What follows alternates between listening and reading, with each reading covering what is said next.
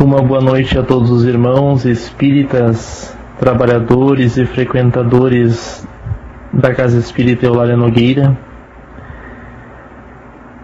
Neste momento eu os convido a elevarmos o nosso pensamento a Deus, nosso Pai Maior, a Jesus, nosso irmão e mestre, e humildemente pedirmos que recebamos as bênçãos do plano espiritual superior, para que realizemos a leitura do Evangelho segundo o Espiritismo da melhor maneira possível e que os conhecimentos que nos forem apresentados sirvam principalmente para nós mesmos.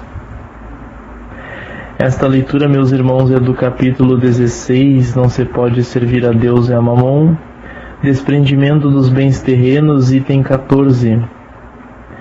Venham, meus irmãos, meus amigos, trazer-vos meu óbolo, a fim de vos ajudar a avançar desassombradamente pela senda do aperfeiçoamento em que entrastes. Nós nos devemos uns aos outros, somente pela união sincera e fraternal entre os espíritos e os encarnados será possível a regeneração. O amor aos bens terrenos constitui um dos mais fortes óbices ao vosso adiantamento moral e espiritual. Pelo apego à posse de tais bens, destruís as vossas faculdades de amar, com as aplicardes todas as coisas materiais. Sede sinceros, proporciona a riqueza uma felicidade sem mescla? Quando tendes cheios os cofres, não há sempre um vazio no vosso coração? No fundo dessa cesta de flores não há sempre oculto um réptil? Compreendo a satisfação bem justa, aliás, que experimenta o homem que, por meio do trabalho honrado e assíduo, ganhou uma fortuna. Mas dessa satisfação, muito natural e que Deus aprova, há um apego que absorve todos os outros sentimentos e paralisa os impulsos do coração, vai grande distância, tão grande quanto a que separa da prodigalidade exagerada a sórdida avareza, dois vícios entre os quais colocou Deus a caridade, santa e salutar virtude, que ensina o rico a dar sem ostentação, para que o pobre receba sem baixeza. Quer a fortuna vos tenha vindo da vossa família, quer a tenhais ganho com o vosso trabalho, há uma coisa que não deveis esquecer nunca, é que tudo promana de Deus, tudo retorna a Deus. Nada vos pertence na terra, nem sequer o vosso pobre corpo. A morte vos despoja dele, como de todos os bens materiais. Sois depositários e não proprietários, não vos iludais. Deus vos emprestou, tende de lhos restituir, e ele empresta sob a condição de que o supérfluo pelo menos caiba aos que carecem do necessário. Um dos vossos amigos vos empresta certa quantia, por pouco honesto que sejais, fazeis questão de lhe restituirdes escrupulosamente e lhe ficais agradecido. Pois bem, essa é a posição de todo homem rico. Deus é o amigo celestial, que lhe emprestou a riqueza, não querendo para si mais do que o amor e o reconhecimento do rico. Exige deste, porém, que a seu turno dê aos pobres, que são tanto quanto ele seus filhos. Ardente e desvairada cobiça despertam nos vossos corações os bens que Deus vos confiou. Já pensastes quando vos deixais apegar imoderadamente a uma riqueza perecível e passageira como vós mesmos, que um dia tereis de prestar contas ao Senhor daquilo que vos veio dele? Ouvidais que pela riqueza vos revestistes do caráter sagrado de ministros da caridade na terra, para serdes da aludida riqueza dispensadores inteligentes? Portanto, quando somente em vosso proveito usais do que se vos confiou, que sois senão depositários infiéis? que resulta desse esquecimento voluntário dos vossos deveres? A morte, inflexível e inexorável, rasga o véu sob que vos ocultáveis e vos força a prestar contas ao amigo que vos favorecera e que nesse momento enverga diante de vós a toga de juiz. Em vão procurais na terra iludir-vos, colorindo com o nome de virtude o que as mais das vezes não passa de egoísmo. Em vão chamais economia e previdência ao que apenas é cupidez e avareza, ou generosidade ao que não é senão prodigalidade em proveito vosso. Um pai de família, por exemplo, se abstém de praticar a caridade. Economizará, amontoará ouro, diz, para deixar aos filhos a maior soma possível de bens e evitar que eles caiam na miséria. É muito justo e paternal o convênio, e ninguém pode mensurar. Mas será sempre esse o único móvel a que ele obedece? Não será muitas vezes um compromisso com a sua consciência para justificar aos seus próprios olhos e aos olhos do mundo seu apego pessoal aos bens materiais? Admitamos, no entanto, seja o amor paternal o único móvel que o guie. Será isso motivo para que esqueça seus irmãos perante Deus? Quando já ele tem o supérfluo, deixará na miséria os filhos, por lhes ficar um pouco menos desse supérfluo? Não será antes dar-lhes uma lição de egoísmo e endurecer-lhe os corações? Não será estiolar neles o amor ao próximo?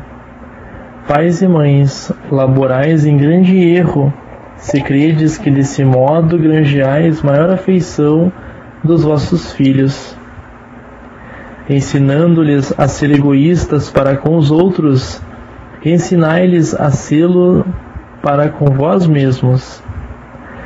A um homem que muito haja trabalhado e que com o suor de seu rosto acumulou bens, é comum ouvirdes dizer que quando o dinheiro é ganho, melhor se pode conhecer o seu valor. Nada mais exato. Pois bem, pratique a caridade dentro das suas possibilidades. Esse homem que declara conhecer todo o valor do dinheiro, e maior será o seu merecimento do que daquele que, nascido na abundância, ignora as rudes fadigas do trabalho. Mas também se esse homem, que se recorda dos seus penares, dos seus esforços, for egoísta e impiedoso para com os pobres, bem mais culpado se tornará do que o outro, pois quanto melhor cada um conhece por si mesmo as dores ocultas da miséria, tanto mais propenso deve sentir-se em aliviá-las nos outros. Infelizmente, sempre há no homem que possui bens e fortuna um sentimento tão forte quanto o apego aos mesmos bens. É o orgulho. Não raro, vê-se o arrivista atordoar com a narrativa de seus trabalhos e de suas habilidades. O desgraçado que lhe pede assistência, em vez de acudi-lo e acabar dizendo: faça o que eu fiz. Segundo o seu modo de ver, a bondade de Deus não entra por coisa alguma na obtenção da riqueza que conseguiu acumular. Pertence-lhe a ele exclusivamente o mérito de a possuir. O orgulho lhe põe sobre os olhos uma venda e lhe tapa os ouvidos.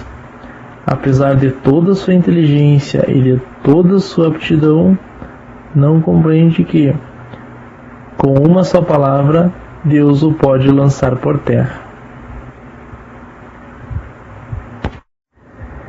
Então, meus irmãos, esta mensagem, que é de Lacordaire, do ano 1863, ela é um pouco extensa, mas até onde foi realizada a leitura, podemos compreender algumas coisas. A primeira delas é que o nosso apego aos bens materiais, como diz no início da leitura, constitui um dos nossos obstáculos ao progresso.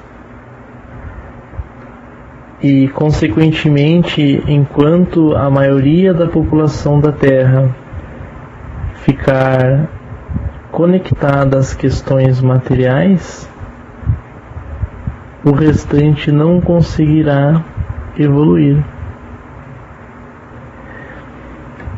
E também nos diz a mensagem que, por mais que nos apeguemos às coisas materiais, por mais que acumulemos bens materiais, por mais diversificada que seja a nossa vida em relação às riquezas, menos felicidade teremos. Já sabemos que a felicidade não é deste mundo, mas quanto mais bens materiais acumularmos, maior dificuldade teremos em relação aos nossos momentos de paz, em relação aos nossos momentos de alegria. E isso é importante para que todos nós reflitamos sobre o que realmente queremos para a nossa vida aqui na Terra. Se queremos absorver quesitos que nos trazem crescimento espiritual, se queremos nos despojar das amarras de vidas anteriores, ou se queremos continuar presos aos bens materiais, presos aos nossos sentimentos, presos àqueles seres que não colaboram conosco. Então, meus irmãos, nos encaminhando para o encerramento da nossa leitura dessa noite, novamente ligados a Deus e a Jesus,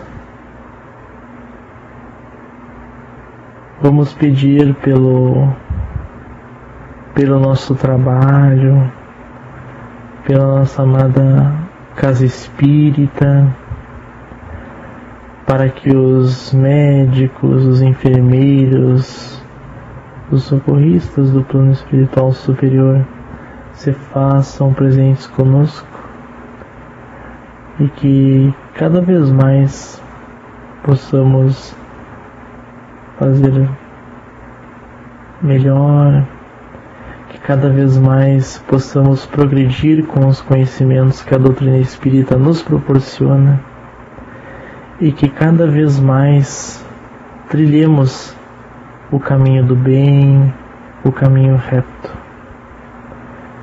E assim, meus irmãos, damos por encerrada a leitura do nosso Evangelho desta noite. Obrigado por tudo, Senhor, e que assim seja.